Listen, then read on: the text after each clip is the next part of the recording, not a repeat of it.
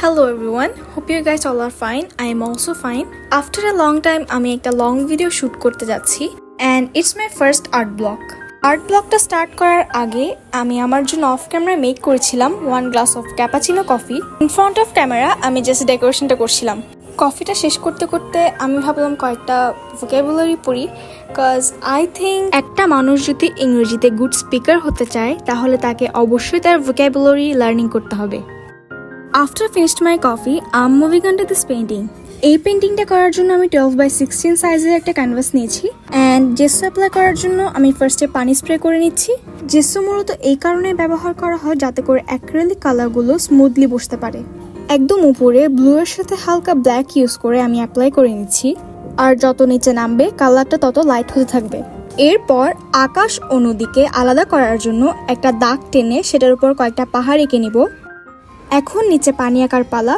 পানি আঁকার জন্য আমি ডিপ ব্লুটা ইউজ করেছি অ্যান্ড রিমাইন্ডিং দ্যাট যত নিচে নামবে কালারটা ততই লাইট হতে থাকবে।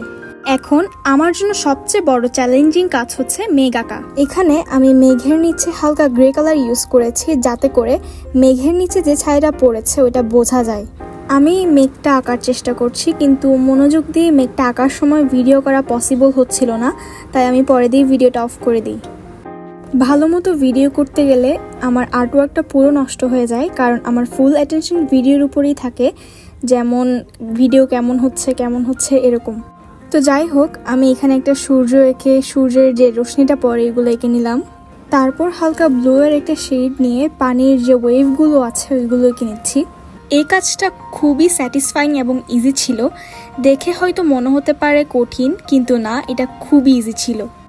আর আমি অলওয়েজ পেইন্টিং করার সময় দূর থেকে দেখার চেষ্টা করি যে ওভারঅল লুকটা কেমন হচ্ছে।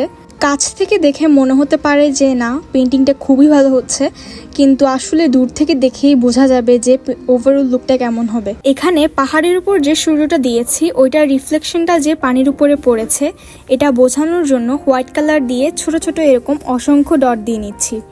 তো এখানে আমি সূর্যের চারপাশে হালকা অরেঞ্জ কালার অ্যাপ্লাই করছিলাম যাতে সূর্য যে চকচক করছে, আভা ছড়াচ্ছে, ওইটা বোঝা যায়। Actually it is my first voice over, আর আমি এত কনফিউজড হয়ে যাচ্ছি যে কখন কি বলতে হবে ওইটা বুঝতে পারছি না। তো এখন আমি এখানে একটা জাহাজ আঁকবো, জাহাজও না নৌকাও না, এই দুইটার মাঝামাঝি একটা জিনিস আছে, কিন্তু ওইটাকে কি বলে আমি জানি না। এখন নৌকা বা জাহাজ আপনারা যেটাই বলেন সেটা আঁকা আমার মোটামুটি শেষ। এখন এটার রিফ্লেকশনটা যে পানির উপর পড়েছে ওইটাই বোঝানোর জন্য আমি ব্ল্যাক কালার দিয়ে একটা শ্যাডো এঁকে নিব। জাহাজের সাইডে যে সূর্যের রিফ্লেকশনটা পড়েছে ওইটা বোঝানোর জন্য আমি সাইডে হোয়াইট কালার অ্যাপ্লাই করে নিয়েছি। অফ ক্যামেরায় আমি জাহাজের উপর একটা লম্বা কালো দাগ দিয়ে নিয়েছি। আচ্ছা, এই কালো লম্বা দাগটাকেও কি বলে এটাও আমার জানা নেই। তারপর এই বড় কালো দাগটার পাশে কয়েকটা দড়ি এঁকে নিব। আমার অলমোস্ট সব কিছুই আঁকা শেষ। আমি অফ ক্যামেরায় অনেক ডিটেলস এঁকেছি যেগুলো আমি ভিডিওতে দেখাইনি, কারণ ডিটেলস ছাড়া পেইন্টিং একদম অসম্পূর্ণ। আপনি যত বেশি ডিটেলস ইউজ করবেন আপনার পেইন্টিংটা তত বেশি সুন্দর হবে। এতটুকু একটা পেইন্টিং করতে গিয়ে আমার টেবিলের অবস্থা জাস্ট ছি। পেইন্টিংটা শুকানোর পর ভার্নিশ অ্যাপ্লাই করে নিব।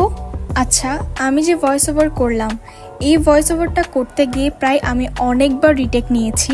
ভিডিওটা হয়তো 3-4 মিনিটের, কিন্তু এই ভিডিওটার ভয়েস ওভার করতে গিয়ে আমার 2 ঘন্টার মতো লেগেছে। তাই আমি ভাবলাম আর রিটেক নেওয়া যাবে না, এখন যেভাবেই হোক ভয়েস ওভারটা শেষ করতে হবে। আমি এখানে সুন্দর মতো ভার্নিশিং অ্যাপ্লাই করে নিচ্ছি।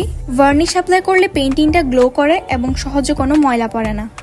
So yup, my painting is done. পেইন্টিংটা কেমন হয়েছে অফকোর্স কমেন্টে জানাতে ভুলবেন না। সো স্টে সেফ, আল্লাহ হাফেজ।